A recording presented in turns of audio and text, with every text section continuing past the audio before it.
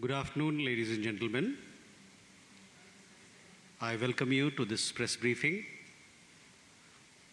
by Foreign Secretary Shri Vikram Mishri of the ongoing state visit of Prime Minister to Mauritius. We also have with us for this session Shri Puneet Agarwal, Additional Secretary in the Ministry of External Affairs.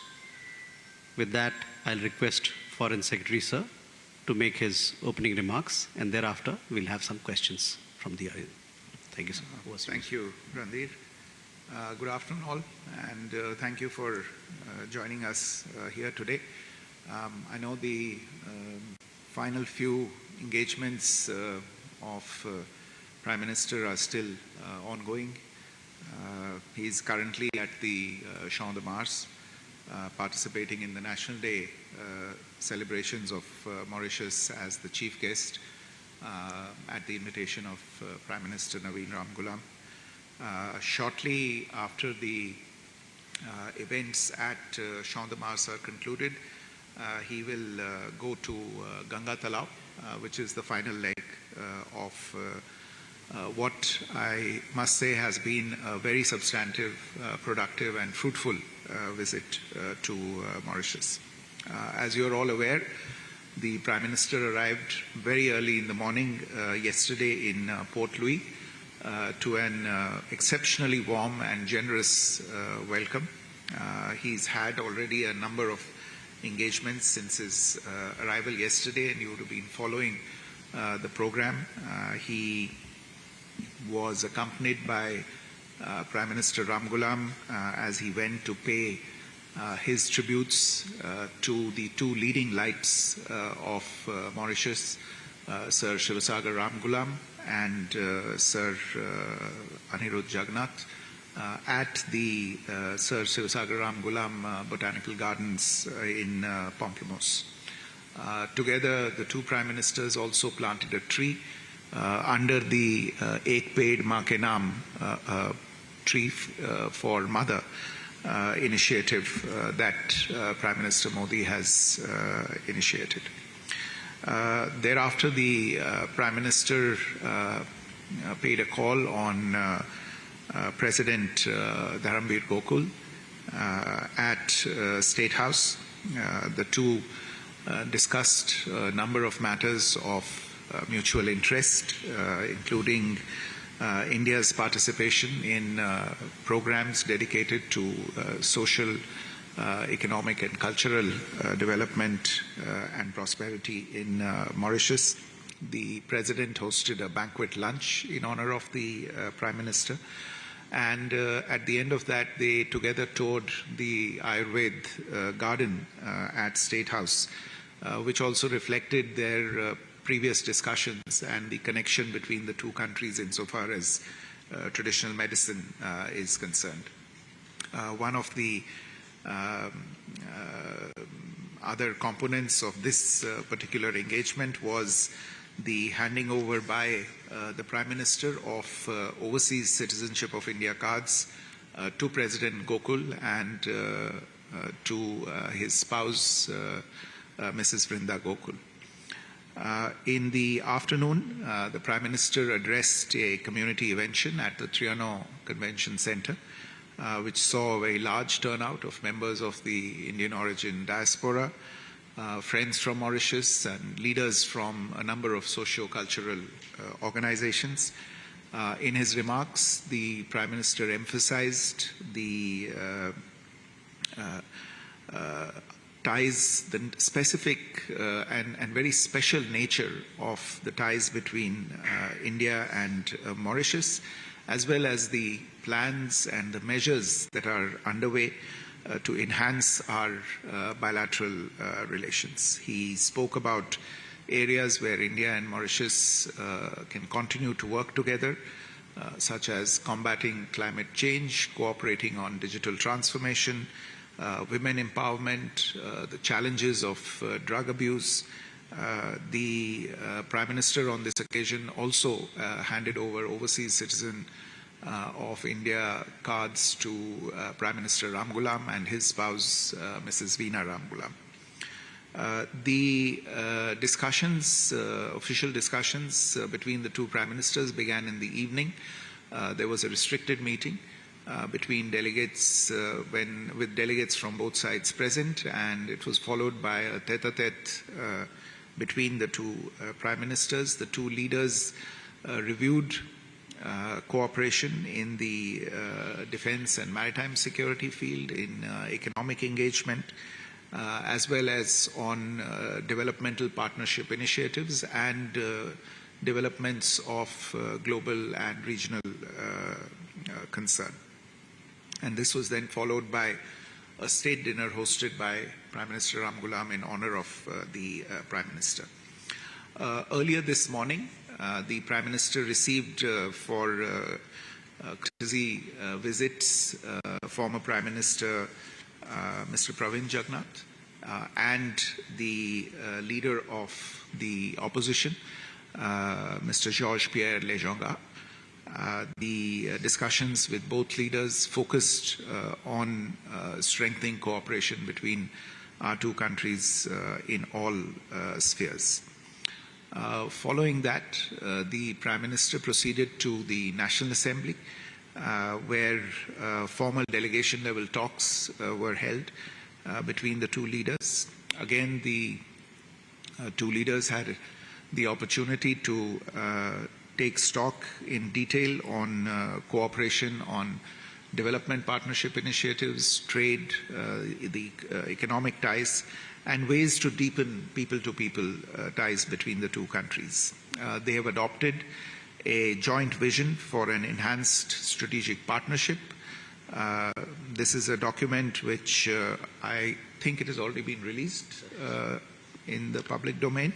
It elevates our partnership with Mauritius to the level of a strategic partnership, and in that it is the first such partnership anywhere in India's that India has concluded with a partner in its neighborhood. If you see the joint statement closely, the cooperation envisaged covers several areas, including political exchanges, development partnership, capacity building, space and digital technologies, education, and talks about fostering greater ties in the economic, defense and maritime security domains, while also, of course, emphasizing the traditional domains of cultural and people-to-people ties. There have been several outcomes during this short but very substantive visit, as I said. There were 2 announcements, 3 launches or inaugurations, 1 handover, and the exchange of as many as 8 MOUs. And I will try and take you through some of these very briefly. During the visit, the Prime Minister announced India's support towards the construction of a new parliament building in Mauritius and to provide grant assistance to undertake phase 2 of the high impact community development projects program, and this latter HICDP program will be worth 500 million Mauritian rupees. The leaders also inaugurated some important projects built with grant assistance from India, and these included the Atal Bihari Vajpayee Institute of Public Service and Innovation. The college is meant to train Mauritian civil servants and will also serve as a center of excellence for governance and training. As you can see, it's been named after late Prime Minister Shri Atal Bihari Vajpayee, and in doing so, the Mauritian government honors the legacy of Prime Minister Vajpayee and the efforts that he had made to strengthen the bilateral relationship. The two leaders also virtually inaugurated the Area Health Center in Cap Malara, and as many as 20 HICDP projects, which include playgrounds for children, upgradation of green spaces, and community centers for the benefit of citizens. The leaders also, as I said, witnessed the exchange of several memorandums of understanding. Just very quickly in terms of the content of these MOUs, there's an MOU on training and capacity building programs for public service officers from Mauritius, and under this India will train 500 civil servants from Mauritius over the course of 5 years. An MOU on training of diplomats from Mauritius at the Sushma Swaraj Institute of Foreign Service in New Delhi. An MOU on local currency settlement of our bilateral trade. You might recall that we have already operationalized UPI and RuPay cards in Mauritius, and together these initiatives are meant to promote bilateral trade and investment using our respective local currencies, improve tourism and promote people-to-people ties. We also had an MOU on combating financial crimes. This will provide the framework to share intelligence as well as extend technical assistance on anti-corruption and anti-money laundering activities. There's been an MOU on cooperation in the field of small and medium enterprises, an MOU on supporting Mauritius in the development of its blue economy, something that Prime Minister Ram Ghulam emphasized repeatedly in his remarks today as well. It will help both sides to cooperate on ocean observation, research and information sharing. We've also signed today an agreement on an Indian rupee denominated line of credit amounting to 487.6 crore Indian rupees for undertaking the replacement of water pipelines in Mauritius. This line of credit has been extended by the State Bank of India. It is the first ever Indian rupee-based line of credit that's being extended by India to any country, and therefore a significant development which expands further our ongoing development cooperation partnership through Indian rupee lines of credit.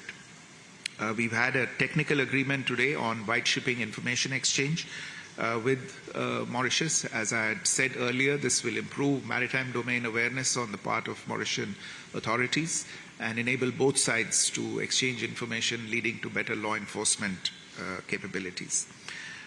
India has also today handed over a navigational chart for the St. Brandon Islands, which was prepared following a hydrographic survey conducted by Indian survey ships around this island.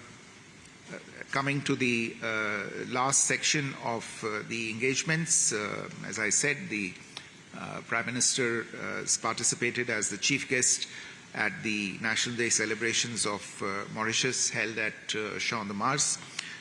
In the celebrations, a contingent from the Indian Navy, a marching band, a ship of the Indian Navy and helicopters from India are participating.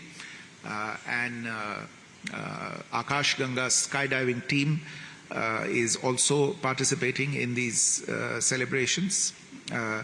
You are all aware that during the course of this visit, the government of Mauritius has taken the decision to confer upon the Prime Minister the Grand Commander of the Order of the Star and Key of the Indian Ocean.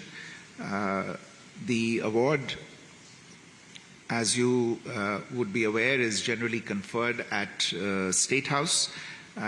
Perhaps this is the first time that it is being conferred during the National Day celebrations, and is in recognition of the efforts that the Prime Minister has made in strengthening the unique and very special bilateral relationship between India and Mauritius. Prime Minister Modi is the first Indian to receive this distinguished honor. He has already in his remarks publicly as well as in his meetings with the leaders conveyed his gratitude for the conferment of this award, which he has accepted on behalf of the people of India. The visit's final leg, which I think is probably about to get underway, even though I can see that it is raining quite hard. But nevertheless, it's an extremely and deeply symbolic gesture, whereby the Prime Minister proposes to offer Ganga Jal from the recently concluded Mahakumbh at Prayagraj into Ganga Talav. You would have heard some of Prime Minister's earlier remarks about this as well, and this symbolizes once again and reinforces the deeply spiritual and cultural connections between our two countries. All in all, this has been an extremely substantive and productive visit. It has enabled two leaders who know each other for quite a long time to re-engage and to once again discuss issues important to the relationship and provide a new orientation to the relationship by elevating it to the level of a strategic partnership that befits the depth and strength of our bilateral ties. You would also have seen the Prime Minister advancing a vision for the Global South in the form of Vision Mahasagar, mutual and holistic advancement for security and growth across regions. This is particularly fitting given that 10 years ago when Prime Minister was here last on that occasion as well as the chief guest for the National Day celebrations, in his speech on that occasion he had advanced Vision Sagar, which is security and growth across regions, and on this occasion he has advanced Vision Mahasagar, mutual and holistic advancement for security and growth across regions. And this vision will guide our engagements with countries in the Global South in the coming years. So let me stop there because I'm told that we also have a hard stop. I have to make sure that the plane doesn't leave without me, so I'll be happy to take a few questions. Thank you. Sir, I am Vikalp Shukla from All India Radio. Sir, can you please elaborate about this Mahasagar vision and how it's different from Sagar vision? Okay. Sahil. Good afternoon, sir. I'm Sahil from ENI. PM just announced the expansion of Sagar to become Mahasagar vision. What would be the priority areas for this, and what role does India see Mauritius playing in Mahasagar vision? Thank you. Ghazali. Sir, Akshay Dongre from DD News. Several announcements were made regarding the India-Mauritius maritime security and development of coastal areas. What are some key projects in this field and what is their objective? Ghazali. Sir, Mohammed Ghazali from NDTV. Can you just elaborate on the white shipping agreement and how it is going to ward off China's growing influence in the region? Take one more. Rishikesh. Hi sir, Rishikesh from PTI. So Mauritius Foreign Minister has said that his government seeks an amendment in the Double Taxation Avoidance Convention because he says that FDI to India via Mauritius has dipped with most investment now being routed through Singapore. So was there any discussion regarding this, and is India ready to amend DTAC and as well as CPAC, this trade agreement as well? And was there a discussion regarding increasing Chinese presence, especially Chinese fishing vessels in this region as well? Sir.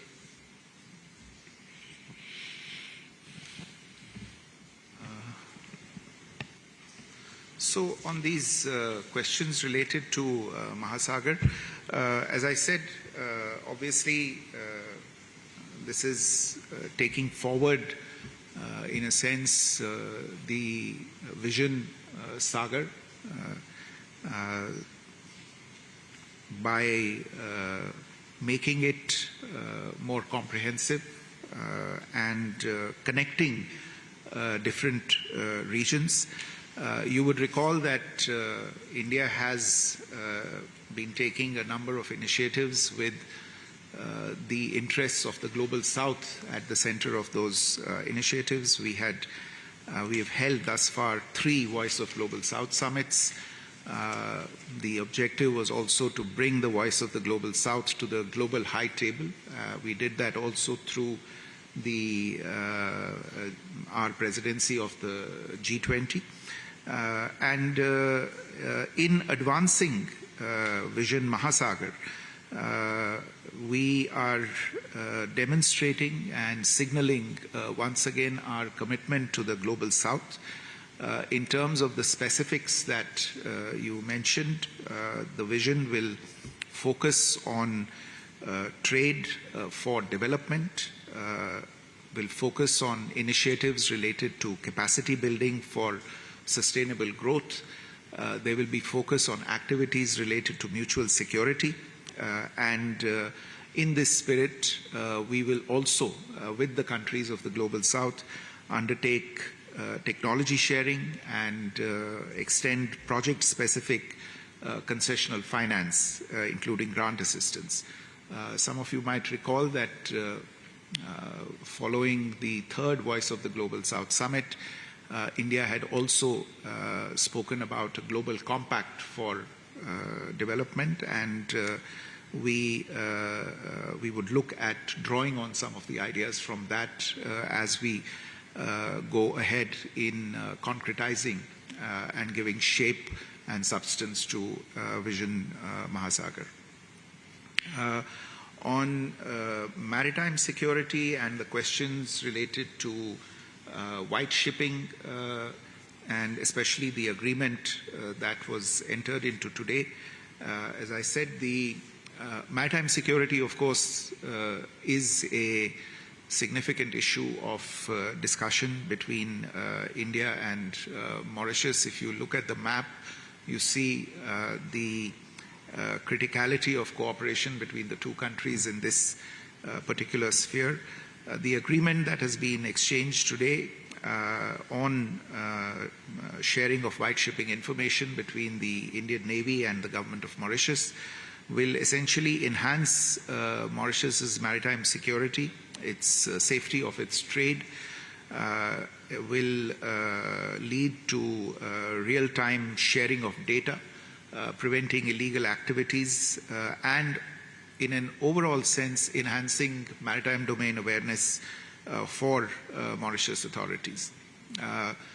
We heard during the discussions between the two leaders the concern that is there with regard to activities such as drug trafficking, human trafficking, even piracy that is beginning to show up in these areas.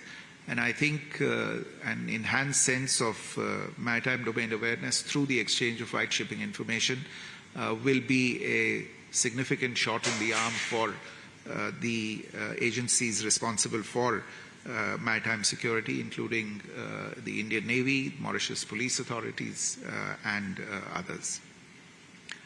On questions related to the double taxation avoidance agreement, you are aware that the agreement has already been signed. It was signed last year, and there was a context for the signature of this particular agreement, which was aimed to align this treaty with the minimum standards that have been set by the OECD and by the G20 initiative related to BEPS, which is base erosion and profit shifting. So this is not something that has been brought up unilaterally or is being done in a narrow bilateral context by India. This is something that is becoming the norm globally, and large economies, important economies, and especially economies that have a stake in the international financial system, as I believe the Mauritian economy does, would need to start aligning themselves with these kinds of minimum standards that have been set. We, on our part in India, have completed our ratification procedures. The process, we understand, is still underway on the Mauritian side. There are some clarifications that had been requested by our colleagues from Mauritius. These clarifications have been provided, and they have been provided at a very high level. Our aim is to set at rest all doubts and provide satisfaction to our friends and colleagues from Mauritius that they have a good and a solid agreement on this front. And therefore, this matter was also discussed during the visit, and we very much hope that Mauritius will complete its internal processes at the soonest, and the protocol will come into force very quickly. If we have no further questions, you have a question?